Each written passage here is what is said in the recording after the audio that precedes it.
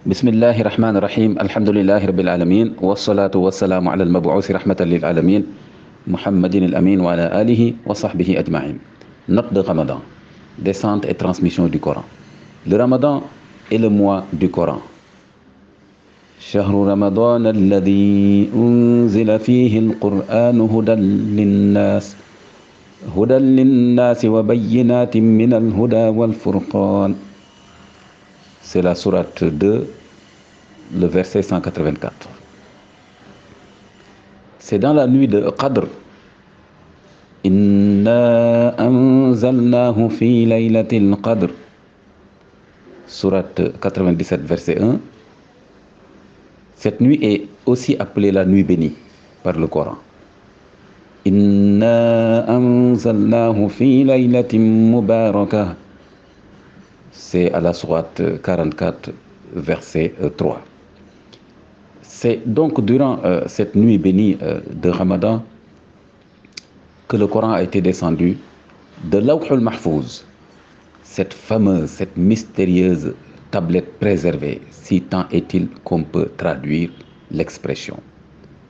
De Lawh al-Mahfouz à Bayt al-Izza, une autre expression mystérieuse.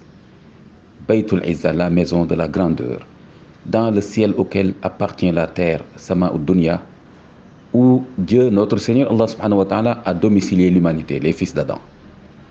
C'est durant le mois de Ramadan qu'a eu lieu la fameuse rencontre entre l'archange Jibril, alayhi salatu wassalam, paix sur lui, et le futur messager de Dieu, Muhammad, alayhi salatu wassalam, wa ala alihi.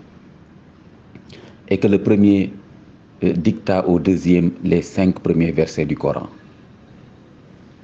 Iqra bismi rabbika alladhi khalaq khalaqal insana min 'alaq Iqra wa rabbukal akram alladhi 'allama bil qalam 'allamal insana ma lam ya'lam. C'est la sourate 96 des versets 1 à 5. Puis ce fut pendant une vingtaine d'années, environ de 612 à 632, un exercice, entre guillemets, de mémorisation, d'écriture, de transmission et d'enseignement du Coran qui sera bellement assuré par la dernière Ummah, la Ummah du Coran, la Ummah de Muhammad alayhi salatu wassalam wa ala alihi. Le prophète alayhi salatu wassalam wa ala alihi récite tel quel les versets qui lui sont dictés par Jibril alayhi salam, paix sur lui, et demande aux rares scribes parmi ses compagnons d'écrire sur ce qui était disponible à l'époque à la Mecque. C'est des supports comme des potanés, des omoplates de chameau, des planches de bois, etc. Le prophète alayhi salatu wassalam, wa ala alihi, lui-même avait reçu l'ordre d'accomplir des prières nocturnes avec les versets et sourates que Jibril alayhi salam, paix sur lui, lui dictait. Comme c'est dit à la sourate 73, des versets 1 à 4. Ya ayyuhal muzammil qumil layla illa qalila nisfahu aw inqus minhu qalilan aw zid alayhi warattilil qur'ana tartila. Le Coran est donc préservé par la mémorisation, la récitation et l'écriture. La préservation par la mémoire se renforce à travers l'obligation de réciter le Coran dans les prières quotidiennes. C'est tout le groupe en prière qui reste attentif à la récitation de l'imam. S'il récite à haute voix et se trompe, il est corrigé ou rappelé à ce qu'il a oublié. Le prophète alayhi salatu wassalam, lui-même a reçu l'injonction de Jibril venant de notre Seigneur Allah subhanahu wa ta'ala, bien sûr, d'aller écouter un de ses compagnons réciter le Coran. Au rappel à Dieu du prophète alayhi salatu wassalam, tout le Coran était mémorisé et écrit par certains de ses illustres compagnons. Qu'Allah les agrée, hommes et femmes, adultes et jeunes, arabes d'origine comme non arabes. Dans ce cadre, je cite cette découverte importante que j'ai trouvée dans le site TV5 Monde avec une mise à jour en 2020. Je cite, une découverte exceptionnelle. Alors qu'elle prépare sa thèse de doctorat, Alba Fedeli, chercheuse italienne, à l'université de Birmingham, au Royaume-Uni, tombe sur ces curieuses bribes du Coran en consultant une collection de livres et de documents du Moyen-Orient. Jusqu'alors, jamais personne n'avait soupçonné le caractère extraordinaire de ces extraits qui dormaient dans les archives de Birmingham depuis un siècle. Intrigué par la découverte de la chercheuse, l'université anglaise décide donc de réaliser une datation au carbone 14 avec un degré de certitude de 95,4%. L'analyse conclut que les 2 feuillets manuscrits du livre sacré ont été rédigés entre 568 et 645 de notre ère.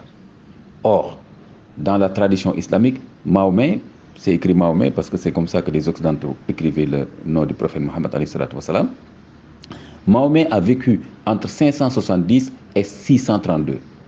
Il est donc hautement probable que ces bribes du Coran aient été rédigées du temps du prophète.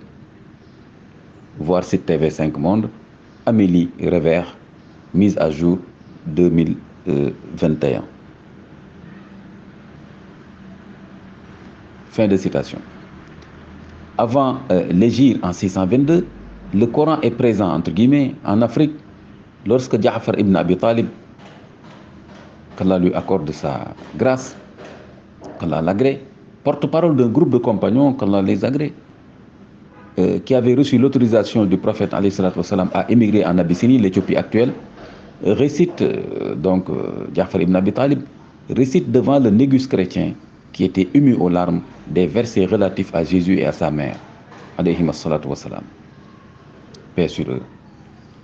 Puis, cette présence et circulation du Coran s'est poursuivie en Afrique.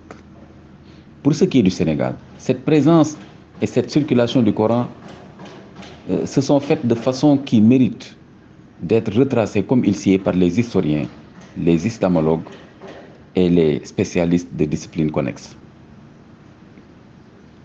Par le truchement des daras, des érudits d'une ténacité, d'une pédagogie et d'une intelligence sociale, voire politique hors du commun, ont admirablement joué leur partition et contribué de façon décisive à la présence et à la transmission du Coran dans le pays depuis le Xe siècle, depuis donc au moins 1000 ans.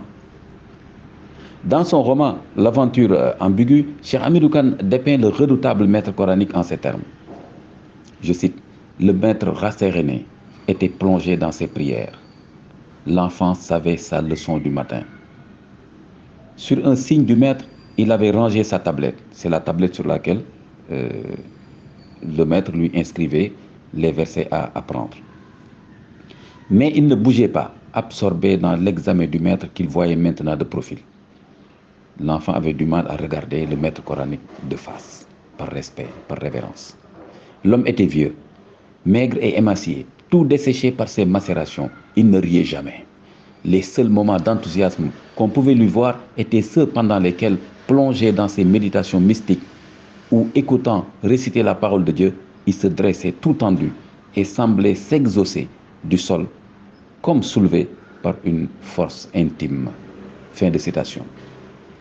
Tout ce qui précède est un bref récit d'une des façons, dans la dimension texte, dont la divine promesse de la préservation du Coran s'est réalisée dans l'histoire. Satan, le maudit, la'natullah alayh, n'a rien pu faire contre. Ce livre est récité par cœur et écrit sans faute aucune par des milliers de musulmans et de musulmanes depuis la fameuse rencontre de 610 entre l'archange Jibril et Mohammed alayhim as-salatu wassalam. Et ça va continuer jusqu'à la fin des temps. Inna nahnu nazzalna adh-dhikra wa inna lahu lahafidhun. En vérité, c'est nous qui avons fait descendre le zikr, c'est-à-dire le Coran, et c'est nous qui en sommes le gardien. C'est la sourate 15, verset 9. Qu'Allah subhanahu wa ta'ala nous accorde d'aimer le Coran et de nous laisser guider par sa sublime lumière. Amin. Votre frère, Imam Makhtar Kanté.